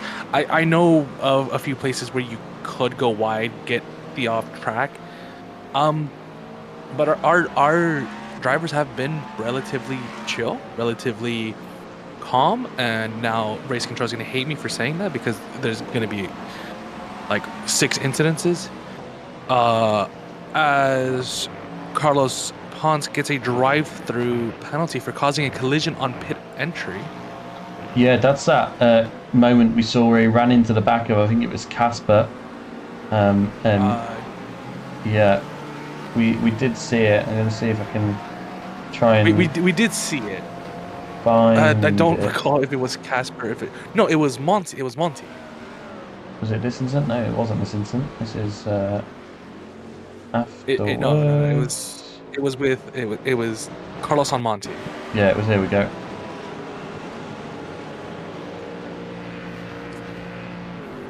Yep, just misjudges the distance, misjudges his brakes, and runs into the back of him. And yeah, I mean, upon reviewing it, it looks like he was maybe he would have been fine if there was no one in front of him. Like he wouldn't have sped, but you've got to be more cautious when there's that many cars in front of you that are all racing each other. Daniel speaking Morphy, of speeding away, I was going to say Mayer is now 10 seconds ahead of Preem. yeah, who is in turn is 11.5 seconds ahead of Ayrton. So spacing out a bit in GTP Pro. GTP AM, a similar story, but it's that combined distance is the distance now between Brody and Pete. So Brody, 23 seconds ahead, is doing a mega job. Obviously pitted a lap early, so there's a question on fuel, which will be interesting towards the end of the race. But I think Brody can do some really fairly big lifts, can't he, to try and make it an extra lap. It would be funny.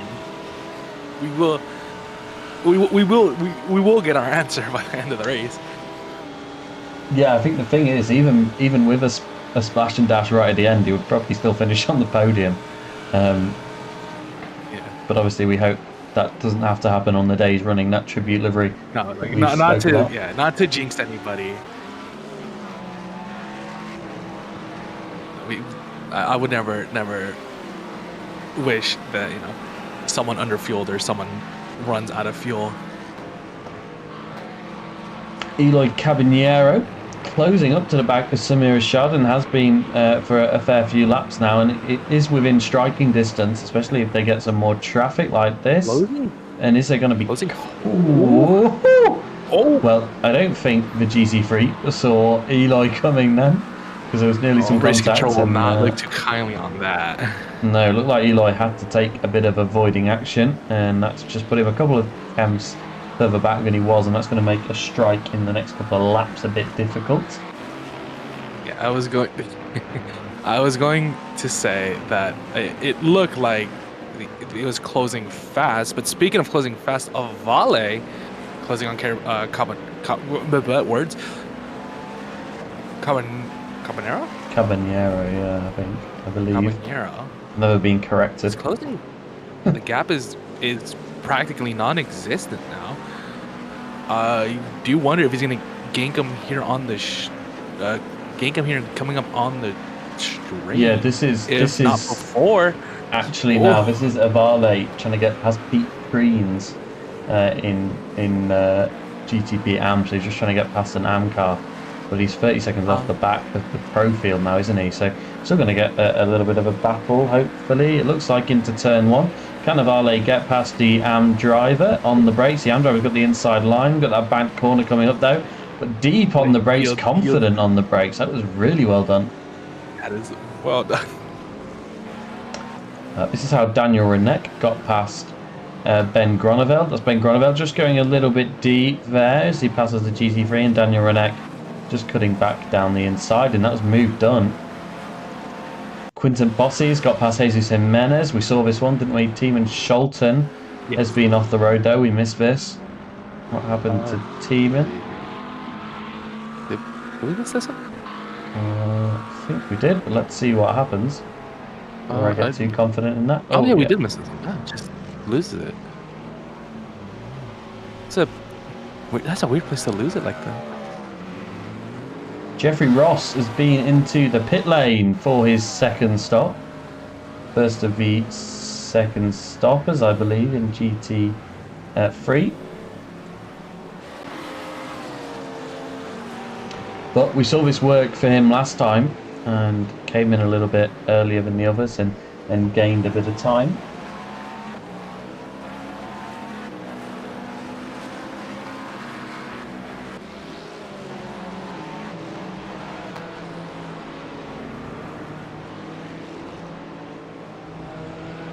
Eloy once again back on the tail of Samir. Surely he's going to find a way by.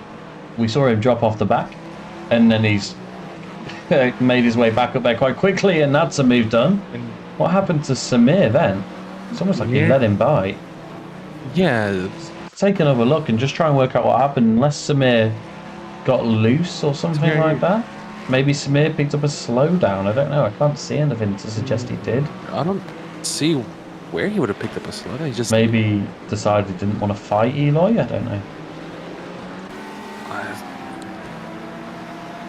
That is very bizarre. Alvaro Gutierrez trying to make his way back through the field after a couple of penalties. And this is on an AM car, but it's still going to be a nice move, it looks like, down into turn one and round the outside. We've seen this work a couple of times, but Alvaro actually...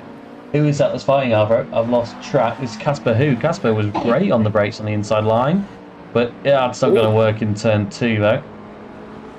And well, Casper nearly ended up in the gravel trap there.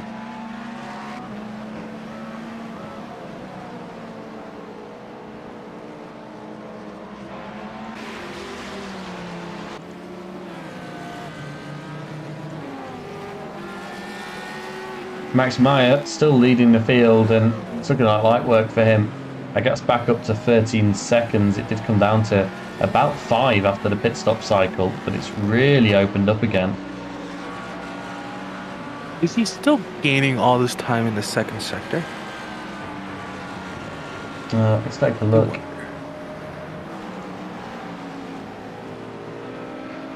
It looks like consistent or quicker through sector 1 now, at least this time by. Vincent Ossoms and Daniel Morphy are back into the pit lane for their final stops in GT3. Soroche stays out a bit longer, as we saw him do last time. 6 times quicker through the middle sector, so Maya just consistently quicker than Preem. Apologies for that, we are back. Brief cut in connection to the session. And we're going to get that final sector time shortly, in about 10 seconds now. And any second now.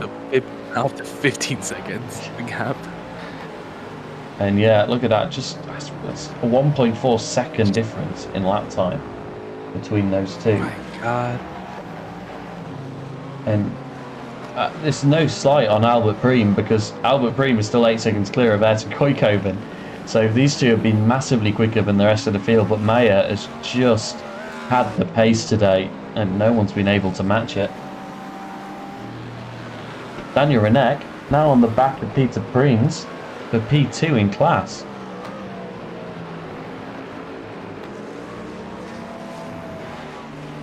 I think Brody maybe has gone into fuel save mode a little bit because that gap's come down a tiny bit. But it is 24 seconds, so it'd have to come down a lot for them to be able to catch him. But Daniel Renek's going to try and go down the inside, deep on the brakes. That's very deep on the brakes. Can he get it stopped in time? Yes, he can. Wow, that Cadillac good on the brakes compared to the Porsche. And another move done for Daniel Renek. And now Brody's got to think about this a little bit more, if Daniel can continue to show that kind of pace. Caddy outperforming the Porsche. Story of IMSA right there.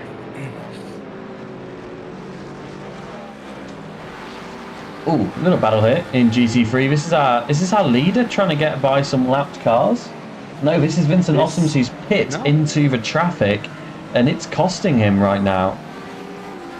Because Daniel Morphy 1.7 seconds back, and Jeffrey Ross another 1 second back from that, and Vincenzo Soroche is just carrying on out front in clean air. Gonna get you some last lap times. Now I'm not, because this last lap was a lap they pitted. So I can't get you too much information, but this is costing Ossoms, who goes deep down the inside and gets it done. Makes the move, right? Very nicely done on Ricardo Riva. Yeah, but Riva is not going anywhere just yet.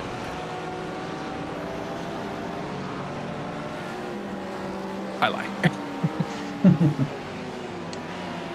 A couple more drivers to the pit lane in GT3. That's Senna Botkoven and Yao Medeiros this time by.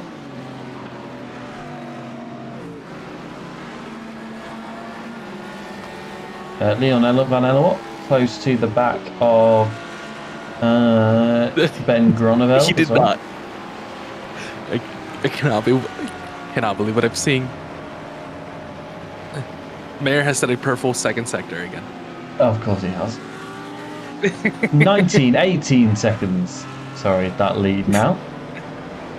And I hope that he's going to make it on fuel, and I hope for Albert Preem's sake that pace is fuel saving. What's happened to Matteo Lemre in the sole AMG Mercedes in the field? Through turn 1. Is he just going to get his foot down a bit too much, or is he going to be another victim of the sausage curves? Nope, just gets a bit loose in that rear, that front engine car, loose on the rear. Good spin. It's around, yeah. Good pirouette. Vincent Ossoms made another move towards the end of the lap. This is him getting past Adam Jarvis. And well, that got close with the hypercar, but all's well that ends well. See, I'm used to GT to prototypes splitting GTs like that. Not really used to a GT and a prototype splitting a GT.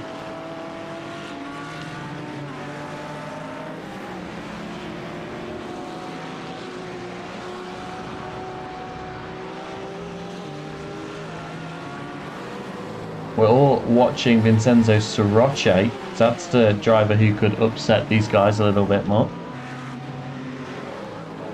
More drivers into the pit lane. Or we have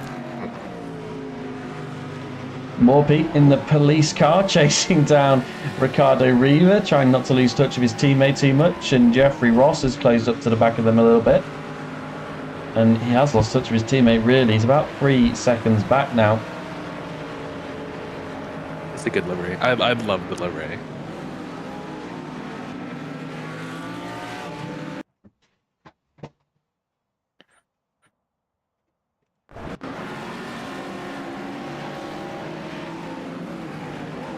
Apologies for these small cuts in connection that we're having.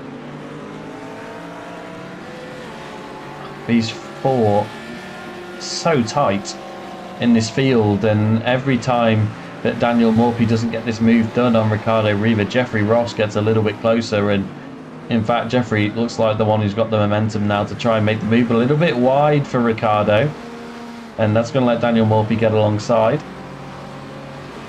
And Ricardo dives to the pit lane.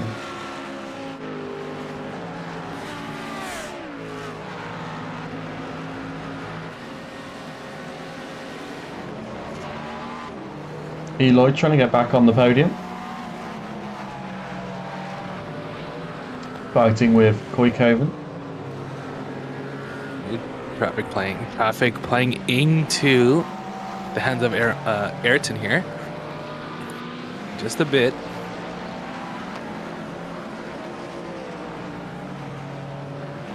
Ricardo Riva's entered to the pits. He's gotten out of the way. And he's now back out of the pit lane. Only 39 seconds, so that's about the time we're expecting these final stops to be. That lead for Brody has just come down by about 5 seconds.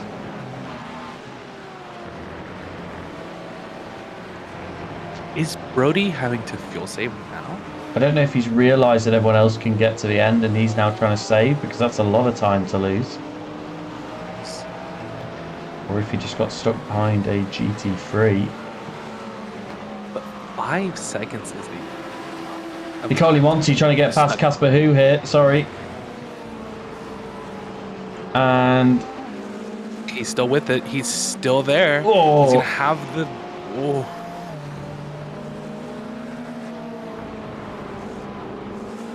Oh, and Monty, beautiful to cut back on Casper Hu. And is he going to get the move done? Whoa, is there going to be contact? Well, wow. Close racing in GTP. Monty is now ahead. And I think, yeah, fully ahead. Yes, just about. Yeah, there we go. ahead, but still not gone. Hugh is finally, like, back on. They might have touched there a little bit. Jeffrey Ross got past Adam Jarvis, as did Daniel Morphy. In fact, Adam got out the way of these two. Decided it's not my battle. I'm going to lose more time than I'm going to gain. Leon looking for a move here as well. No, sorry, Leon's made the move, hasn't he? He was behind Ben, and they're still side by side, and Leon stays ahead in the braking zone. Let's take a look at how this battle started. Leon with just a better run through that chicane, and uses that slight banking through the final corner to just pull away a little bit. Would not have thought the move. Would not have thought to make the move aside. Do they touch? They did. We've not seen much contact between GT3 and GTP today. That's the first big one. He forces the driver off. Let's take another look at it. Focus on it a bit more. It's Matteo in that Mercedes, and I think the GTP just thought they would be clear, not leaving enough room there for the Mercedes driver. Matteo has been given a drive. a drive-through penalty for speeding in the pit lane. It's unfortunate. Unfortunate.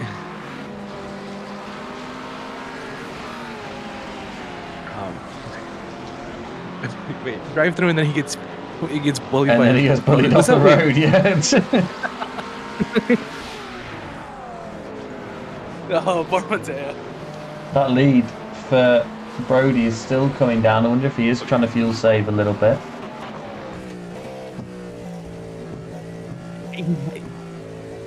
He has to be. At this point, he has to be fuel saving. There's no other explanation for his pace to be dropping off like this.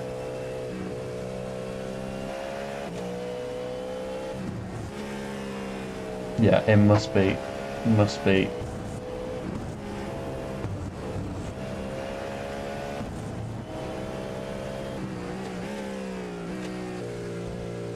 Does he live there? I think he is lifting, right? Let's see down into the next braking zone. It feels like a lift to me.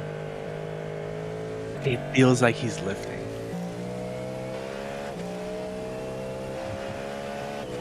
That felt like a lift, and then a coast, and then a slow. Let's see here again.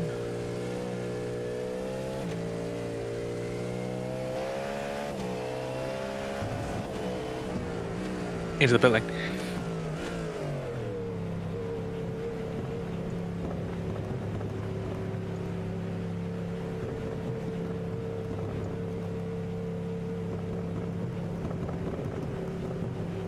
But he's had to pit, hasn't he? So, He's at. oh, that really, really hurts Wonder for about- Brody.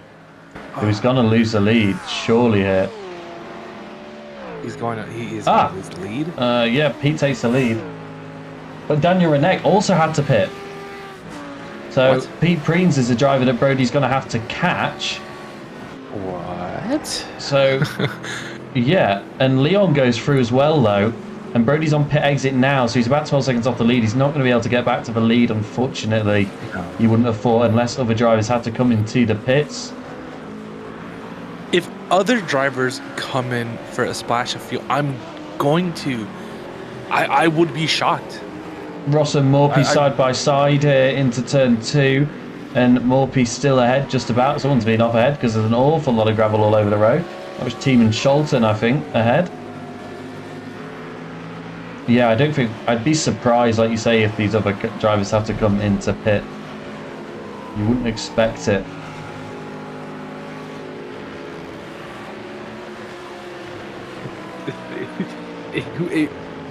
It would genuinely be scenes to see an entire category have misjudged the fuel. It would be. Yeah. It would be. We would have. What is that graphic you pulled up of? That's our leader that in wheel? each class at the top. I'm just having a flick through the different things. We can have the soft shown as well. And we can have the best lap time from each class. You can see there GTP am about a second off the pro cars and about the same in GT3 as well. Might have to move the. Yeah, Lemray got black flagged again. I believe that's probably bit incident limits now. He's been off a couple of times. There we go. Just picking up more Oh, incident Mateo. points, unfortunately, for Mateo.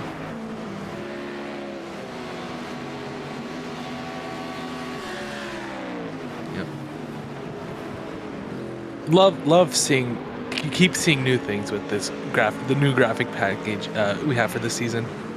Yeah, we're It's such a great one. trying to get a little bit more out of it, trying to get some more information on screen for our viewers.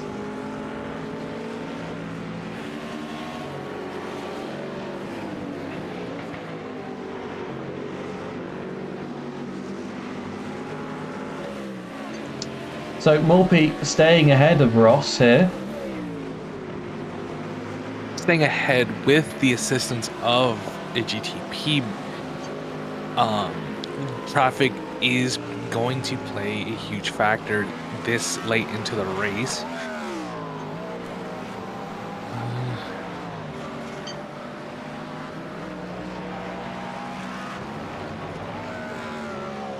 I have just looked. I've just looked at the GT Pro. I'm just gonna stop looking at GT Pro leader and just ignore that number.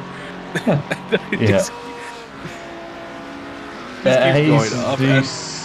And Jesus Jimenez here, side by side with Quinton Bossi. These two have been at it for a couple of laps here. Quinton Bossi, the Ferrari down the inside for Bossi, confident on the brakes, and is going to get ahead. But I don't know if that's going to be the end of it, given the amount of times I've seen these two flash up on my notification screen. coming back. Oh, went a little too wide. Bounce off of the sausage curb there.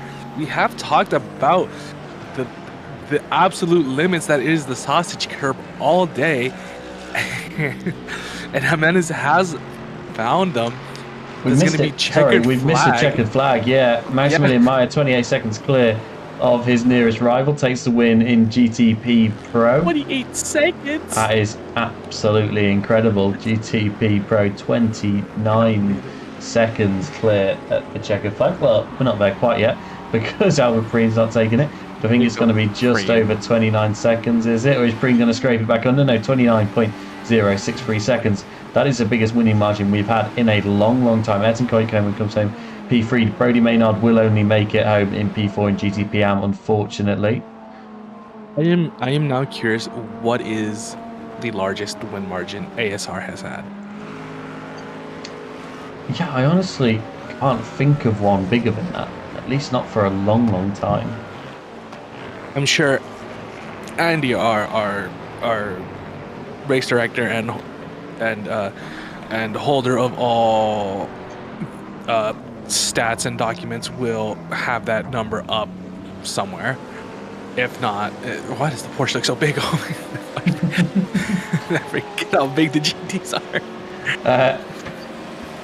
Big shout out to Vincenzo Soroche, currently running P2 as well. Pete Preen's come home to win in GTP Am, but Vincenzo Soroche was running P4 for most of his race, went longer on that middle stint, avoided getting put back in the traffic, so saved on lap time, and hit a little bit later and came out in P2 and has stayed there, and he's going to finish P2. Wasn't on the podium before the final pit cycle, so mega performance from Vincenzo Soroche. Vincent Osmonds was great all day. He was able to get through that traffic, unlike his teammates. Otherwise, it would have been the same. Our top three in GTP Amel did a one-stop. That's Leon Van Ellerwatt and Ben Groneveld as well. Everyone else, well, not everyone else, a couple behind that did the two-stop. But that is, well, pretty impressive, really, from Leon, who was really struggling early on in this race. Was running last or second last at one point, I think, and has come home to finish P2. That's a lot of points he wouldn't have been expecting to take home at the start of the day.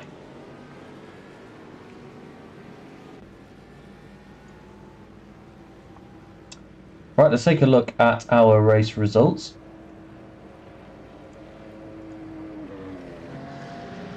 If I can get a proper result screen, there we go. Max Meyer wins in GTP Pro by 29 seconds. Then 33 seconds behind our leader was Ayrton Koikkonen to finish off the podium behind Albert Preem. Eloy Caballero P4 and Samira Shard your top 5. Then Avale Gutierrez and Kamaldar finish off the field, but Kamaldar obviously won't be taking home any big points down in P8, 31 laps behind, so don't think he will be scored. GTP Am, your race winner was Pete Preens ahead of Leon Van Ellerwatt and Ben Groneveld in P3. Those three drivers doing the one stop, the others not. So Brody Maynard, Daniel Reneke, Nicole Monti, Casper Hu and Carlos Pons all doing an extra stop, I believe. Unfortunately for Brody Maynard, just point out that tribute livery that Brody was running as well once again. Unfortunate for Brody because he had the pace over everyone. He was 25 seconds out front at one point, but still P4, not a bad result.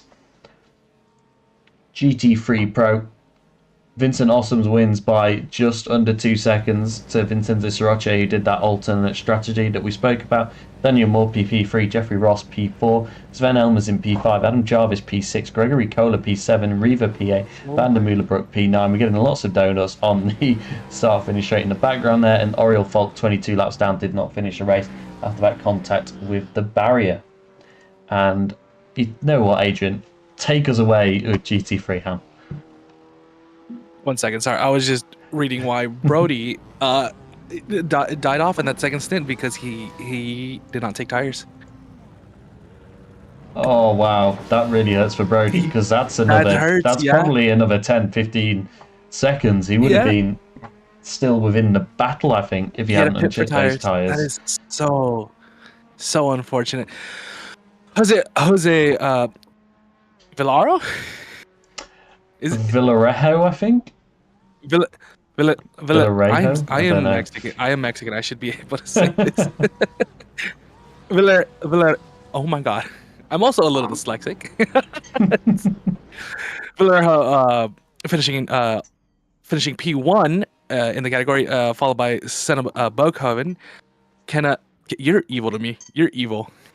Yeah, that's a difficult one. Kevin Kuipers, I think, is what I've been saying. Kevin, if that's wrong, let us know. Kuipers? Yeah. Yeah, definitely. Yeah. Followed by Mick Sayan, I think. How is it? Mick Sayan is what I've been Sayan. Yeah, who knows? Melvin Gaykin 5th. Quentin Boise in 6th. Jesus Jesus Jimenez in P7, Yamadepis P8, Steven Scholten in P9, and Matteo Lemre in P10. We need to trade Adrian on the name reading under pressure. No, the thing is, I can't rate to begin with.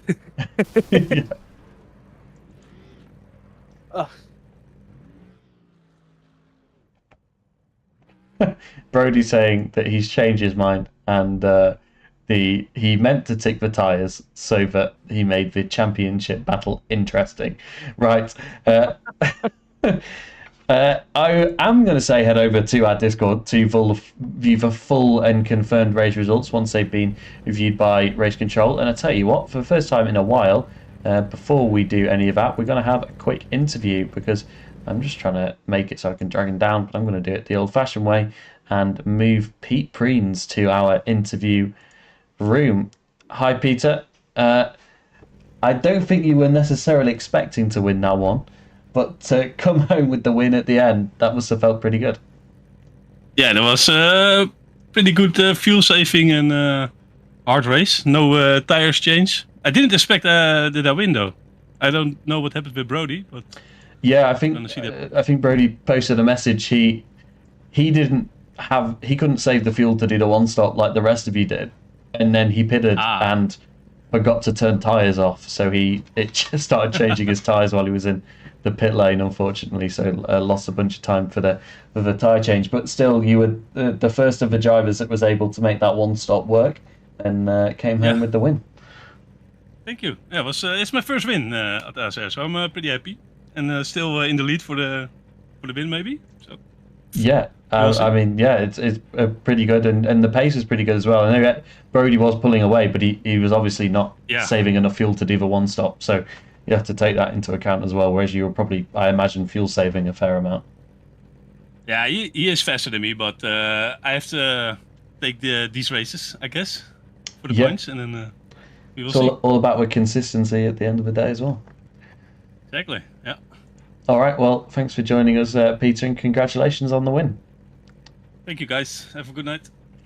Okay, anybody that wants to view the full and confirmed race results, once Race Controller publish the final results with any penalties included, well, I don't think there were many today, they can be found on our Discord page, and hopefully in the next couple of days they'll be able to be found on our website, which we'll be sharing shortly with our relaunch through our Discord page there as well, and those links will all start to appear on the YouTube channel as well.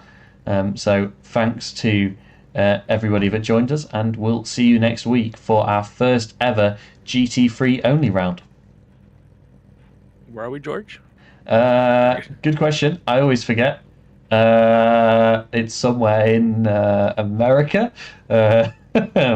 Season 9 information. Let's find the right channel.